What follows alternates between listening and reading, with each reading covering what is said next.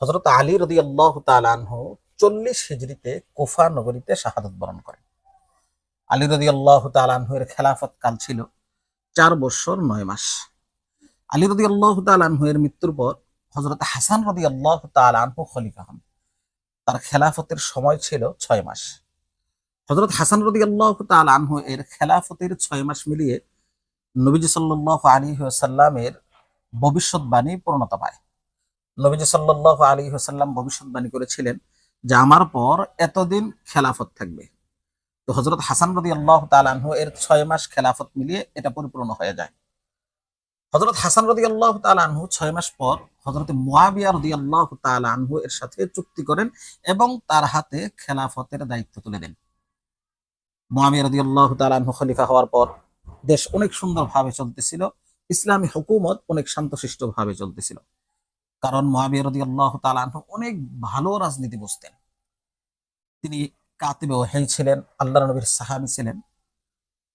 মুয়াবিয়া রাদিয়াল্লাহু তাআলা আনহু এর যখন বয়স হয়ে গেল, তখন মিশরের কিছু লোক মুয়াবিয়া রাদিয়াল্লাহু তাআলা আনহুকে পরামর্শ দিলেন যে খেলাফত নিয়ে আপনার সাথে এবং আলী রাদিয়াল্লাহু তাআলা আনহুর সাথে অনেক যুদ্ধ হয়েছে।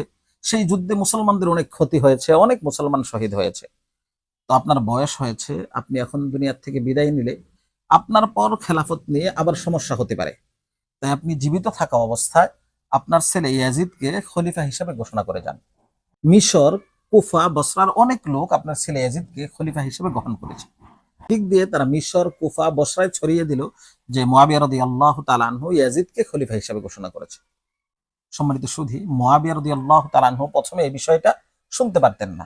পরবর্তীতে শুনতে শুনতে এবং দেখলেন যে বুদ্ধিমান লোকেরা পরামর্শ দিতেছে, তাই তিনি মুয়াবিয়া রাদিয়াল্লাহু তাআলা আনহু ইয়াজিদকে খলিফা হিসেবে ঘোষণা করে দিলেন এবং সমস্ত গভর্নরদের কাছে সংবাদ পাঠাইলেন তার কাছে বায়াত গ্রহণ করতে। কিন্তু মক্কা মদিনার বড় বড় সাহাবায়ে কেরাম যারা তখনও জীবিত ছিলেন, বড় 5 জনের মধ্যে থেকে হযরত আব্দুর রহমান ইবনে আবু বকর রাদিয়াল্লাহু তাআলা আনহু তিনি দিনের থেকে বিদায় নিয়েছিলেন। বাকি 4 জন এবং আরো যারা সাহাবায়ে কেরাম ছিলেন তারা ইয়াজিদের হাতে বায়াত গ্রহণ করলেন না। মুয়াবিয়া রাদিয়াল্লাহু তাআলা আনহু সাহাবায়ে কেরামকে খুব সম্মান করতেন, তারাও তাকে খুব সম্মান করতেন। তো মুয়াবিয়া রাদিয়াল্লাহু তাআলা আনহু যখন হজের সফরে গেলেন, গিয়ে মক্কা মদিনায় যে সমস্ত সাহাবায়ে কেরাম ছিলেন তাদেরকে বললেন ইয়াজিদের হাতে বায়াত গ্রহণ করতে। সাহাবায়ে কেরাম অস্বীকার করলেন, বললেন যে এটা তো ইসলামী হুকুমতের নিয়ম না। আল্লাহর নবী সাল্লাল্লাহু আলাইহি ওয়াসাল্লাম এমনটা করে যাননি, আবু বকর রাদিয়াল্লাহু তাআলা আনহু এমনটা করে যাননি, উমর রাদিয়াল্লাহু তাআলা আনহু তিনি এমনটা করে যাননি। এবং হাসান রাদিয়াল্লাহু তাআলা আনহু মুয়াবিয়া রাদিয়াল্লাহু তাআলা আনহুর সাথে যে সন্ধিপত্র করেছিল, চুক্তি করেছিল, সেখানেও এরকম শর্ত ছিল না। তাই তারা বললেন যে আমরা ইয়াজিদের হাতে বায়াত গ্রহণ করতে পারবো না। মুয়াবিয়া রাদিয়াল্লাহু তাআলা আনহু তখন বললেন যে আমি ঘোষণা করে দিয়েছি ইয়াজিদ খলিফা হবে এবং অনেক মানুষ তাকে মেনে নিয়েছে। এখন যদি আমি এটা চেঞ্জ করি তাহলে আরো বিশৃঙ্খলা হবে। তো মুয়াবিয়া রাদিয়াল্লাহু তাআলা আনহু সাহাবায়ে কেরামকে আপন অবস্থায় ছেড়ে দিলেন, তিনিও তাদের সাথে জোরাজুরি করলেন না। সম্মানিত সুধী, মুয়াবিয়া রাদিয়াল্লাহু তাআলা আনহু 60 হিজরিতে ইন্তেকাল করেন। তো তিনি ইন্তেকাল করার পূর্বে তার ছেলে ইয়াজিদকে ডেকে বললেন যে তুমি সাহাবায়ে কেরামের সাথে বায়াত করার জন্য কখনো জোরাজুরি করবে না, তাদের সাথে খারাপ আচরণ করবে না, বরং তাদের সাথে খুব ভালো ব্যবহার করবে, তাদেরকে সম্মান করবে।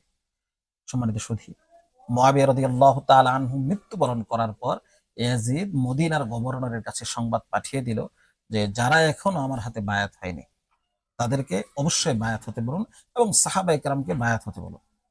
মদিনার গভর্নর সাহাবায়ে কেরামকে এবং হুসাইন রাদিয়াল্লাহু তাআলা আনহুকে ডেকে এই সংবাদ শোনাইলেন। হুসাইন রাদিয়াল্লাহু তাআলা আনহু তখন মদিনা ছেড়ে মক্কায় চলে গেলেন। তখন রমজান মাস শুরু হয়ে গেছে।